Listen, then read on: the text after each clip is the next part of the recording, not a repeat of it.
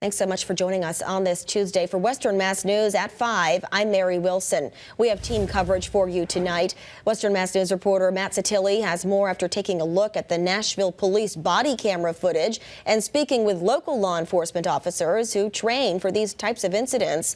First, though, let's go to Western Mass News reporter Paris Dunford. She has more on the schools that were terrified today after a string of threats coming, of course, just a day after that deadly Nashville shooting. Paris.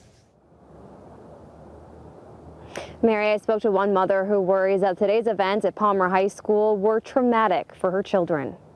Parents across the Bay State received calls from their children's schools Tuesday, alerting them to a lockdown, including Hope Corsi. I immediately sped here, and I got lots of emails and calls from other parents that I know who are concerned too. Palmer High School is one of the schools targeted in what is now considered a string of threats at Massachusetts schools. Palmer police say they received a call Tuesday morning from a man reporting a gunman inside the school and that multiple people had already been shot. This coming one day after the deadly shooting inside a Nashville, Tennessee school caused real concern for Corsi and other parents in Palmer who waited outside to ensure their children were safe. I'm worried for my kids, and I'm scared, and I don't want them to be scared, because even if it's just a threat, you know, this is serious. These are our children, and I don't want my kids feeling alone in there. I'm their mom. I'm right here, and I just want to be there with them. Western Mass News has learned that dozens of schools were targeted with what turned out to be hoax threats. In Western Mass, that included schools in Palmer, Greenfield, Northampton, Springfield, Adams, North Adams, Pittsfield, and Great Barrington. And out east, schools in Westwood, Sherburne, Ellingham, Foxborough, Malden, Mansfield, and Haverhill.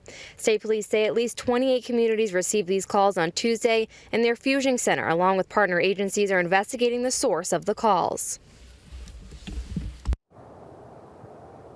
The FBI also releasing a statement regarding these threats as well today. It reads in part, quote, "The FBI is aware of the numerous swatting incidents wherein a report of an active shooter at a school is made. The FBI takes swatting very seriously because it puts innocent people at risk. While we have no information to indicate a specific and credible threat, we will continue to work with our local, state, and federal law enforcement partners to gather, share, and act upon threat information as it comes to our attention. We urge the public to remain vigilant and report any and all suspicious activity and/or individuals to law enforcement immediately." And with all this happening just one day after the deadly shooting in Nashville, Tennessee, we brought our questions to an expert to how parents should be speaking to their children about these issues. I'll have that tonight on Western Mass News at 6. For now, reporting live in Palmer, Paris Dunford for Western Mass News.